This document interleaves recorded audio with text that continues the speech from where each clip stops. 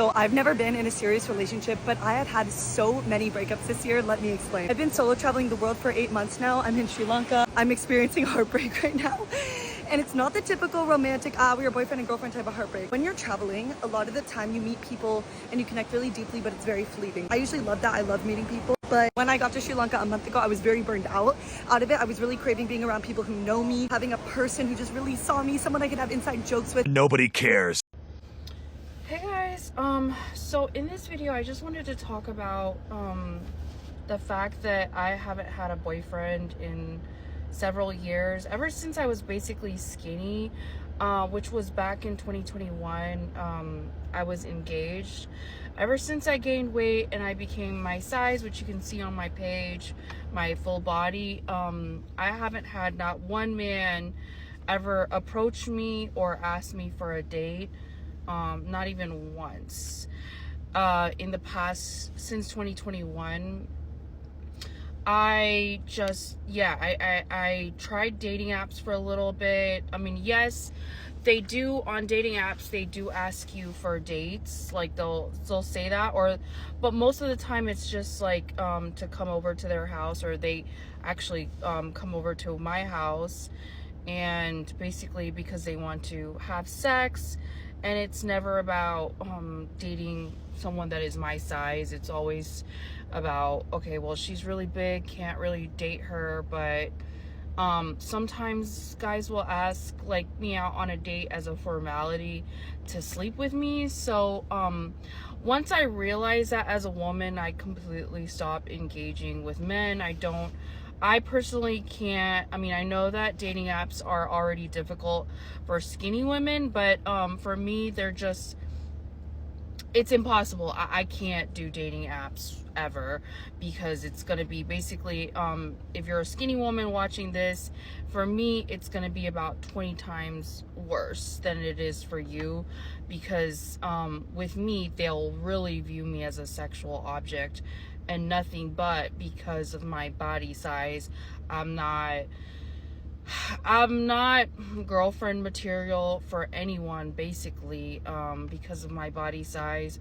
Hence why I started doing online adult content, because of my body size. She's telling the story like it's a conspiracy, but it's actually a marketplace reality mixed with self-defeat. She knows attraction is visual, admits it changed, then acts shocked that male behaviour changed with it. Men didn't suddenly become evil, their interest just followed their wiring. Then comes the pivot. I'm not girlfriend material, so I became adult content. That's not empowerment, that's surrender dressed up as strategy. She boxed herself into sexual access only, then wondered why commitment disappeared. She didn't get rejected for her personality. She rebranded herself as a product and complained no one wanted a partnership warranty. Men respond to the signal sent. If the signal says use, don't expect invest. It's not hatred, it's cause and effect with better lighting. I'm leaving his house and his baby juices are still dripping out of me. However, I kind of want to go find someone else now, another lucky guy. And to be fair, it was okay, but I feel like I need more. Like one time isn't enough, and this guy was already done, so I need more. So let's see if I can find someone now. Nasty bitch. You guys, I just can't find a single man that I like. Do you know what I mean? Like, I just keep going on these dates and I find myself getting bored. I'm bored on these dates. It's draining. I feel like I have to make the conversation. I have to like really make things flow. They're not flowing naturally. And then dating gets draining, and it's just a circle. It's a circle. You know what I mean? Where like, I just don't know. I think it's the apps, because here's the other thing. People are like, oh my God, you go on so many dates. They're app dates. They don't count. Because in real life, if you're meeting people and then you're saying yes to dates, you already have an idea, because you've met them in person, if you're interested or not. So already you're light years ahead, okay, of somebody going on a dating app date where you're judging it off of what, photos and a few prompts and maybe a little conversation via text. Like, no, it doesn't count. So now in this day and age, when you're like, oh my God, why are all these people going on all these dating app dates? Because we don't know these people. They're strangers.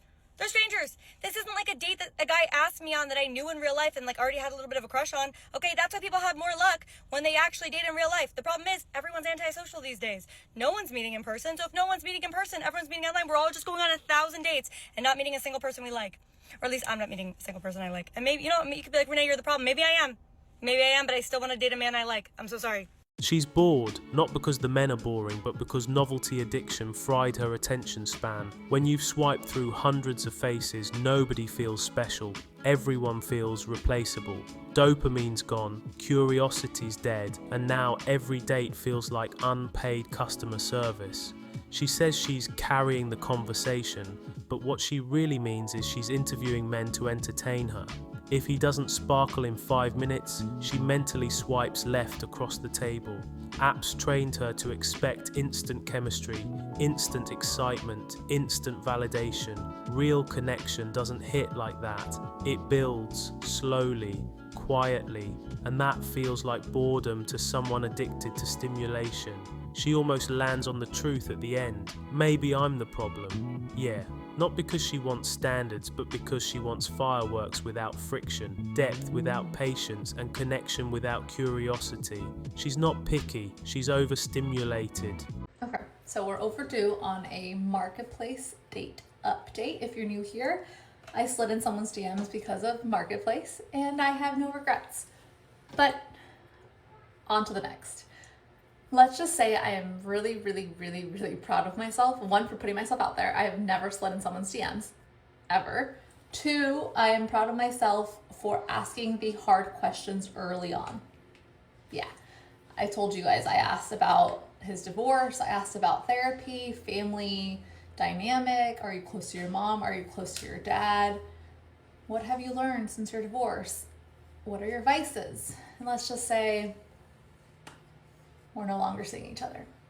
She's calling it putting herself out there, but it's really a first-round FBI interrogation. She slid into his DMs feeling brave, then immediately turned the chat into a parole hearing. Divorce, therapy, childhood, parents, vices. She thinks asking hard questions early is emotional maturity. What it actually is, speedrunning intimacy with a stranger and then wondering why the vibe died on impact. Romance didn't end, it got strangled. She's proud because she filtered him out. He's relieved because he escaped a walking intake form. No flirting, no curiosity, no fun, just diagnostics and disqualification. This is why so many of these situations end with, we're no longer seeing each other.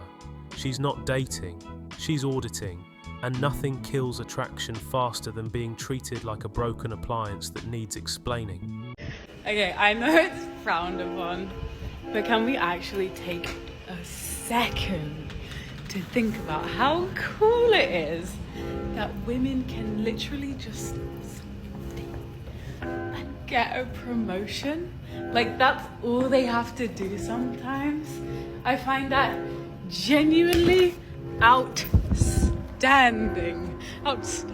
darling. Like, are you telling me it's that simple? She's a whore. Real men of genius.